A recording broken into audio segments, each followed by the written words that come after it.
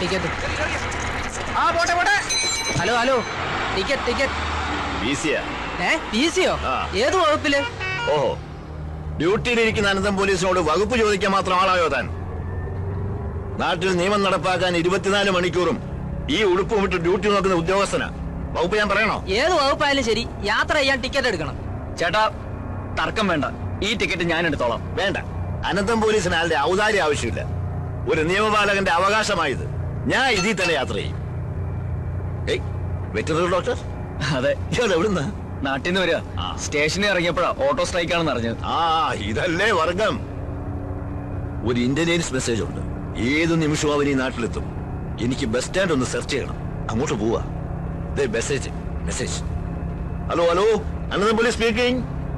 എല്ലാ ബസ്സും അരിച്ചു പറക്കണം. പെർമിഷൻ ഇല്ലാതെ ഒരു ബസ്സും സ്റ്റാൻഡിൽ കയറാൻ അനുവദിക്കരുത്. Over over over. അതെ, വട്ട് കേസാ. അയാൾ തെരഞ്ഞെടുക്കുന്നത് സ്വന്തം മോനെ തന്നെയാ. അവൻ ജയിലിൽ ഈ നാട്ടിലെത്തി കഴിഞ്ഞു. ആരാ? ഹരീന്ദ്രൻ. ഞാൻ എത്തിക്കൊണ്ടിരിക്കുകയാണ്. സുഹൃത്തുക്കളെ, വിദേശ ബീജത്തെ ഒറ്റപ്പെടുത്താൻ ഒരു കൈ സഹായിക്കുക, നാടിൽ കൊണ്ട് നാട് നന്നാക്കാൻ ഒരു കൈ സഹായിക്കുക എന്നീ മുദ്രാവാക്യങ്ങളുമായിട്ട് ഒച്ചിറ വേലി കഴിക്കുന്ന മൊബൈൽ നിരാഹാര സമരം പുതിയ വഴിത്തിരിവിലേക്ക്.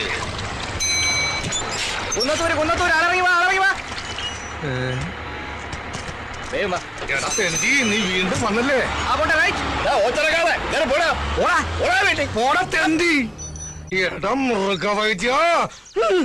ഇപ്പൊ ഞാൻ പിടിച്ചിരിക്കുന്നത് ഞങ്ങൾ കേന്ദ്രത്തില.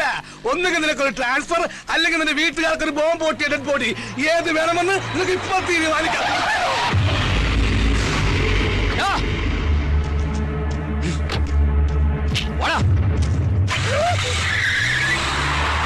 ദൈവം തീരുമാനിച്ച് വീട്ടുകാർക്ക് ബോംബ് പൊട്ടിയ ഡെഡ് ബോഡി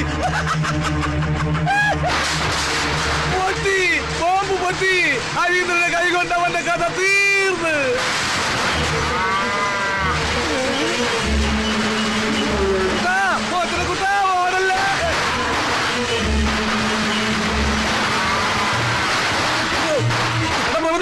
ആർക്കാല ഒന്ന് നിന്നേ. നിന്റെ വിത്തുകളെ കൊണ്ടുതന്നെ കുത്തി കൊല്ലിക്കാനല്ലേ? അല്ല, ഈ നാട് ഞെട്ടിക്കുന്ന സത്യം പറയാനാ. നിന്റെ അമ്മളിക്കുട്ടിക്ക് ഏത് ടൈപ്പ് കുഞ്ഞുങ്ങളെന്നാ പറഞ്ഞത്? അമേരിക്ക, ചൈന, ജപ്പാൻ, പത്തനംതിട്ട, ഏതാ?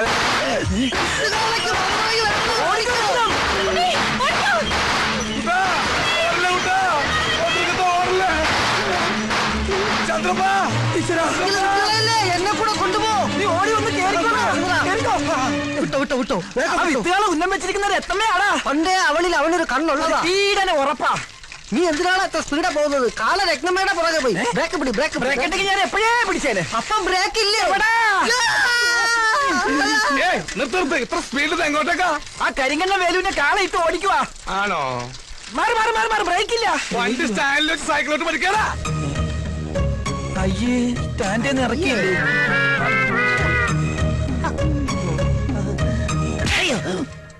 ഇത് നിന്റെ ഡോക്ടർക്ക് കരുതി വെച്ചിരുന്നതാ. അവനത് വാങ്ങാനുള്ള യോഗം ഉണ്ടായിരുന്നില്ല. ആ ഹരീന്ദ്രന്റെ കൈ കൊണ്ടവൻ ചത്ത്. ഇതെന്തിനാ? ഇത് നിനക്കുള്ളതാ. എനിക്കിട്ട് പാര വെച്ചിട്ട് ആ മൃഗവൈദ്യന്റെ കൂടെ ചേർന്നതിന് ഇനി വൈദ്യനില്ലാത്ത ആശുപത്രിയില്ലേ തവിട്ട് ഡോക്ടർ ഞാൻ. ഓ, ഇവന് കിട്ടിയിട്ടില്ലേ? മതിയാ?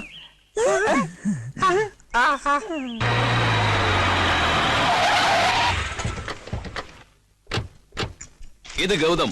ഇവനാണ് എന്നെ രക്ഷിച്ചത്. ഇവിടുത്തെ വെറ്റിനറി ഡോക്ടറാ. അറിയാം. ആള് നമ്മുടെ അനുഭാവിയാ. ഇടം മിടുക്ക. അതെന്താ താൻ അന്നേ പറയാതിരുന്നത്? ബ്രഹ്മാവിന്റെ ആയുസ ഹരീന്ദ്രന്. അതുകൊണ്ടല്ലേ അന്യനാടായിട്ടും ശത്രുക്കളിൽ നിന്ന് രക്ഷ നേടാൻ നമ്മുടെ ഒരാള് തന്നെ തുണയായിട്ട് അവിടെ എത്തിയത്. ഞാൻ എന്ത് സഹായമാ ഇതിന് പ്രതിഫലമായിട്ട് നിനക്ക് ചെയ്യേണ്ടത്? ഇവിടുന്ന് ട്രിവാൻഡ്രത്തേക്ക് ഒരു ട്രാൻസ്ഫർ പറഞ്ഞോളൂ. ചെറിയ പ്ലീസ്. പകരം ചെയ്യേണ്ടവൻ ഞാനല്ലേ. തൽക്കാലം കുറച്ചുനാൾ ഇവൻ ഇവിടെ നിൽക്കട്ടെ, എന്റെ ഫ്രണ്ടായിട്ട്. എപ്പോ ട്രാൻസ്ഫർ ആണെന്ന് ഹരീന്ദ്രൻ തീരുമാനിക്കും. ഇനി ഞാൻ എങ്ങനെ ആൾക്കാരുടെ മുഖത്ത് നോക്കും? എന്താ സംഭവിച്ചത്? ഇനി എന്താ സംഭവിക്കാനുള്ളത്? എന്റെ മാനം കളഞ്ഞില്ലേ നിങ്ങളുടെ കാള? കാളയുടെ ഒരു യോഗ. കാളയോഗം. അവൻ ഉപദ്രവിച്ചു. ഇനി ഞാൻ എന്തിനു ജീവിക്കണം? ഇത്രയും കാലം കാത്തു സൂക്ഷിച്ച മാനം ഒരു നിമിഷം കൊണ്ട് പോയില്ലേ? അത് പിന്നെയും പോയാ? കണ്ടില്ലേ നാശം? ഇപ്പോഴും അവിടെ നിന്ന് സ്വീകരിക്കുക. അമ്പട കള്ള കാര്യം ഒപ്പിച്ചല്ലേ? ഭാഗ്യവാൻ. അടുത്ത ജന്മമെങ്കിലും നീയായിട്ട് പിറന്നാ മതിയായിരുന്നു.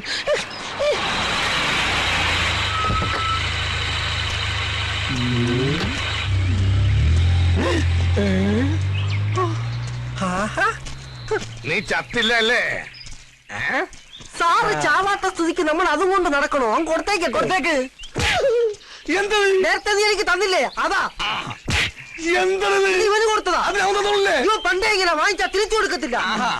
വൃത്തികെട്ടവൻ. എന്താ ഇത്? ഞാനിപ്പൊ തിരിച്ചു കൊടുത്തു തുടങ്ങി. അവൻ ഇത്ര പെട്ടെന്ന് നന്നായ?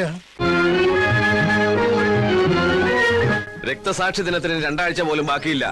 കലാകായിക മത്സരങ്ങളിൽ നമ്മുടെ എല്ലാ ക്ലബ്ബുകാരെയും സജീവമായി പങ്കെടുപ്പിച്ചിരിക്കണം. അതിനുള്ള പ്രവർത്തനങ്ങൾ ഞങ്ങൾ ഇപ്പോഴേ തുടങ്ങി കഴിഞ്ഞു.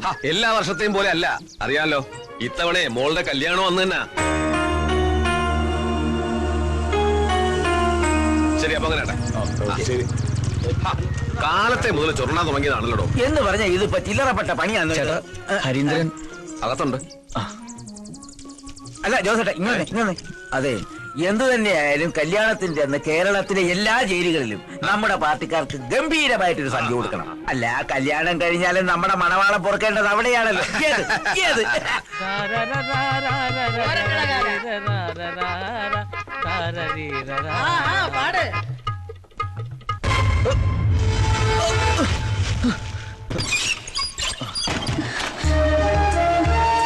എല്ലാം അറിഞ്ഞല്ലോ.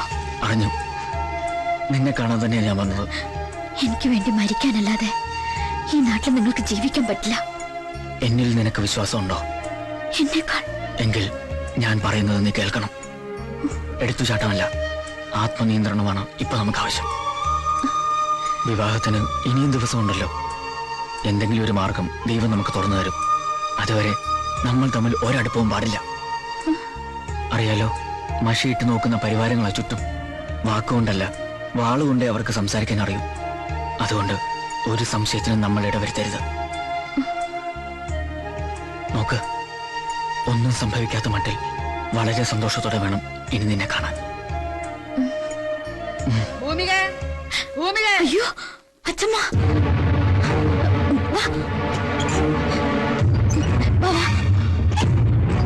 ഇതൊഴിപ്പിക്കോ.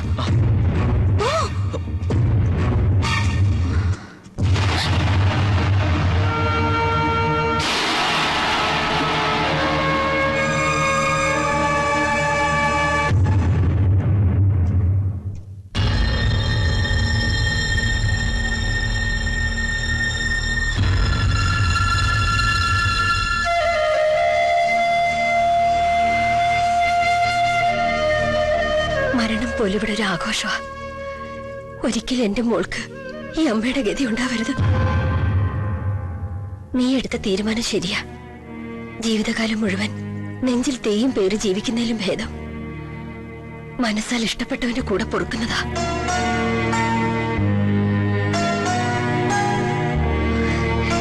മതി.